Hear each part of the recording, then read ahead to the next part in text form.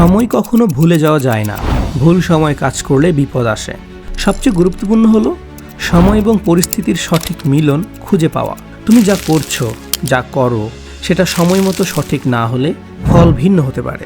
আবার ঠিক সময়ে কাজ করলে অসাধারণ সাফল্য আসতে বাধ্য। সময় মানে শুধু ঘড়ির কাঁটার চলা নয়, সময় মানে পরিবর্তন, সুযোগ, প্রস্তুতি এবং বাস্তবতা। সেলিব্রিটিরাও জানে কখন থামতে হবে, কখন এগোতে হবে, কখন ছেড়ে দিতে হবে, কখন আবার ফিরে আসতে হবে। তাহলে সময়কে কিভাবে নিয়ন্ত্রণ করবে? প্রকৃতপক্ষে আমাদের সবার জীবনে একটা টাইমিং থাকে। যদি তুমি সময়কে ধরতে না পারো, তাহলে তুমি ভুল সিদ্ধান্তে পড়বে, অন্যরা তোমাকে অবহেলা বা দুর্বল ভাববে, সুযোগগুলো হাতছাড়া করবে। আর যদি সময়কে কাজে লাগাও, তুমি শক্তিশালী হবে, তোমার মূল্যবোধ বেড়ে যাবে এবং তুমি দ্রুত সাফল্য পাবে।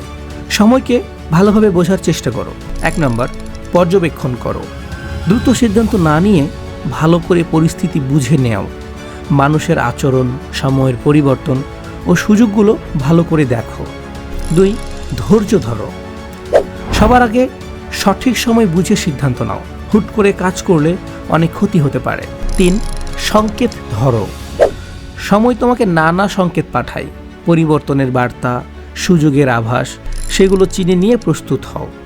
4, প্রস্তুত থেকো কিন্তু ধৈর্য ধরো। সঠিক সময় না আসা পর্যন্ত অপেক্ষা করো, তবেই কাজ শুরু করো। ভুল সময় এগিয়ে গেলে বিপদ আসতে পারে।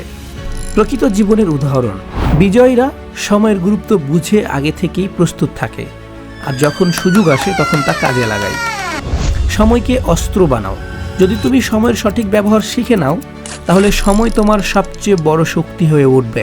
সবচেয়ে গুরুত্বপূর্ণ কথা, সময়কে চেনো, তার ভাষা শিখো। ভুল সময়ে কিছু করা মানে আত্মঘাতী হওয়ার মতো। সঠিক সময়ে করো, সাফল্য তোমার পথে আসবে। দ্রুত না করো, সময় তোমার সেরা শিক্ষক। ধন্যবাদ।